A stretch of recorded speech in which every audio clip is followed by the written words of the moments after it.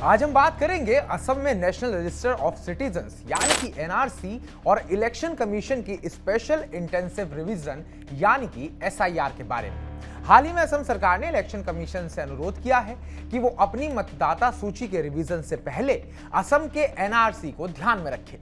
लेकिन ये मामला इतना चर्चा में क्यों है, आइए इस मामले को जरा तफसील से समझते हैं। नमस्कार, मैं उत्कर्ष प्रताप सिंह और आप देख रहे हैं टीवी9 भारतवर्ष। सबसे पहले आखिर एनआरसी क्या है, तो आपको पहले विस्तार से बताते हैं कि एनआरसी आखिर है क्या और इसको लेकर इतना बवाल क्यों मचा है। नेशनल रजिस्टर ऑफ सिटीजन्स यानी एनआरसी असम में भारतीय नागरिकों की पहचान करने का एक सुप्रीम कोर्ट की निगरानी वाला प्रोजेक्ट है। इसका मकसद है अवैध प्रवासियों को पहचानना, खासकर जो 24 मार्च 1971 के बाद बांग्लादेश से असम आए। 1951 में पहली बार एनआरसी बनाया गया था और 2013 से इसे अपडेट करने की प्रक्रिया शुरू हुई। 2019 में ड्राफ्ट एनआरसी जारी हुआ, जिसमें 3.3 करोड़ आवेदकों में से 19.6 लाख लोग बाहर रह गए। लेकिन यह लिस्ट अभी तक रजिस्टर जनरल ऑफ इंडिया यानी कि आरजीआई ने आधिकारिक तौर पर अधिसूचित नहीं की है। असम सरकार और बीजेपी का कहना है कि इस लिस्ट में कई गलतियां हैं, जिसमें कुछ मूल निवासियों को छोड़ दिया गया और कुछ विदेशियों को शामिल कर लिया गया है। अब बात करते हैं स्पेशल इंटेंसिव रिवीजन की यानी कि एसआईआर की। इलेक्शन कमीशन ने पिछले महीने बिहार से शुरू होने वाली मतदाता सूची की एक देशव्यापी रिवीजन की घोषणा की। इस प्रक्रिया में मतदाताओं को अपनी उम्र और नागरिकता साबित करने के लिए दस्तावेज देने होंगे। लेकिन असम सरकार ने कमीशन से कहा है कि वो इस रिवीजन को तब तक टाल दे जब तक एनआरसी की प्रक्रिया पूरी नहीं हो जाती।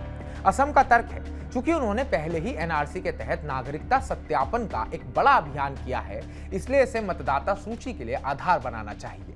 सरकार का कहना है कि एनआरसी की लिस्ट जो जल्द ही या शायद अक्टूबर तक रिलीज हो सकती है, उसको एसआईआर के लिए दस्तावेज के रूप में इस्तेमाल किया जा सकता है। लेकिन इस मुद्दे पर विवाद भी कम नहीं है।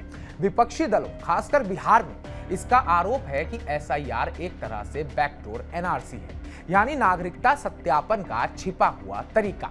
उनका कहना है कि यह प्रक्रिया उन लोगों को परेशान कर सकती है जिनके पास जरूरी दस्तावेज नहीं है, खासकर गरीब और हाशिए पर रहने वाले समुदायों को। असम में भी कुछ संगठनों जैसे असम पब्लिक वर्क्स ने एनआरसी की रीवेरिफिकेशन की मांग की है, क्योंकि उनका मानना है कि 2019 की लिस्ट में कई खामियां हैं। वहीं दूसरी तरफ all Assam minority students union ने मांग की है कि 2019 की लिस्ट को जल्द नोटिफाई किया जाए और इसमें शामिल लोगों को नागरिकता प्रमाण पत्र दिए जाएं।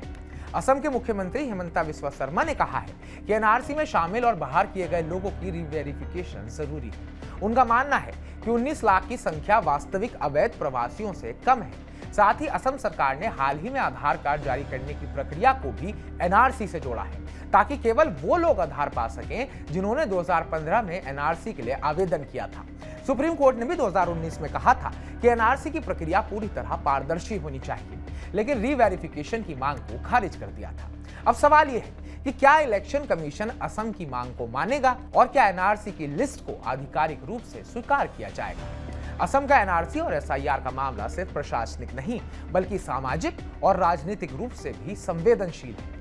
यह मुद्दा न केवल असम की सांस्कृतिक और जनसंख्याकीय पहचान से जुड़ा है, बल्कि पूरे देश में नागरिकता के सवाल को भी उठाता है। अगले कुछ महीनों में एनआरसी की स्थिति और एसआईआर की प्रक्रिया पर नजर रखना जरूरी होगा।